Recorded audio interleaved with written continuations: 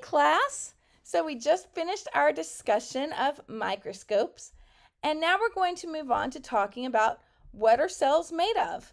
So we're going to talk about the anatomy of prokaryotic cells and the anatomy of eukaryotic cells.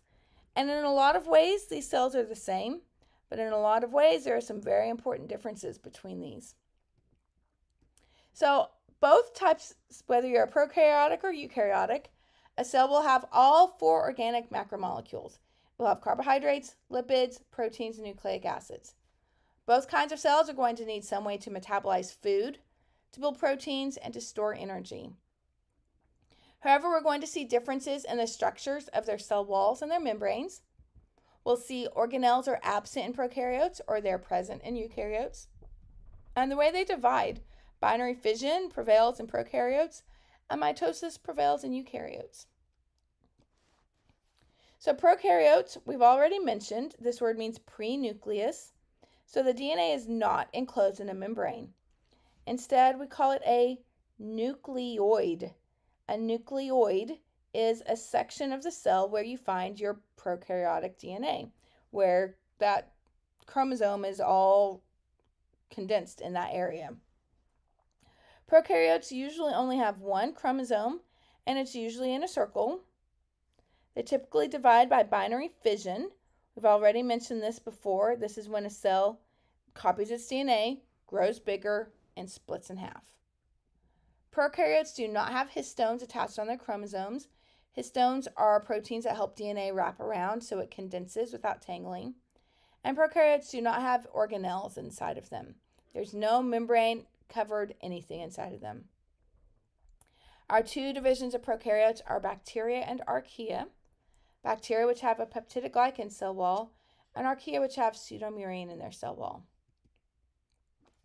In comparison, eukaryotes, this name means U means true, so a true kernel, a true nucleus.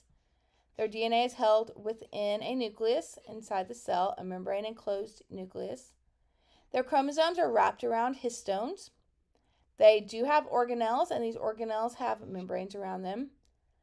If a eukaryotic cell has a cell wall, it is made of a polysaccharide. And when they reproduce, they use these proteins called mitotic spindles that attach to the chromosomes to separate them into 2 new cells. Prokaryotic cells can exist in different shapes. These are terms that you need to be able to recall from memory. A bacillus is rod-shaped, kind of like a little tic-tac here. A coccus is a ball, a little cocci. And there's different types of spirals that you can have. If it's just one little curve, it's a vibrio. So a rainbow or a comma or a smile. If they have multiple curves, they're either going to be a spirillum or a spirochete. By the end of this chapter, you'll understand the difference between that. But for right now, multiple curves means spirillum or spirochete. Then not only do we care about what shape they are, but we also care about how they touch each other. So if they're in groups of 2, they're diplo. So that di tells you 2. So 2 cocci together are diplococci. 2 bacilli together are diplobacilli. If they're in a cluster, just a big old hunk of stuff, it's staphylo. And we only see cocci with this arrangement. This is staphylococci. Bacilli technically do not form this arrangement. Although you may sometimes see them as just a big clump of stuff, it's not technically based on how they divide. Then bacteria can be in chains. If you have chains of cocci, it's a streptococci. And if they're chains of rods, or streptobacilli.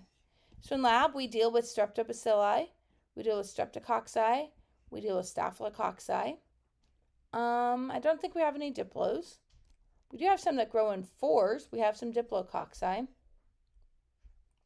So these are your basic arrangements: diplococci, streptococci, tetrads, sarcinae, which mean group of 8, staphylococci, which are big clumps, a single bacillus, a diplobacillus, streptobacillus, and then you have some cells that are kind of in between a coccus and a bacillus. They are coccobacilli. The shape that a bacteria has, whether it's a bacillus or a coccus or a spirochete, is determined by its heredity. Most bacteria are monomorphic. They have one single shape that they maintain for their whole lifetime, and their progeny will have that same shape.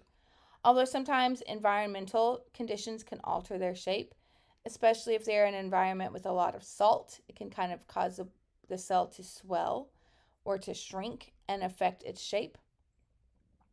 Some bacteria are pleomorphic and have many shapes, so you can't necessarily just identify them by what shape you're seeing under a microscope. Okay, so at this point you can tell me, what are main features that distinguish prokaryotes from eukaryotes? How could you identify a streptococcus with a microscope? So come back and we'll start talking about our prokaryotic cells. From the outside in, we're just going to start dissecting all the pieces of that cell. Okay, I'll see you soon. Bye.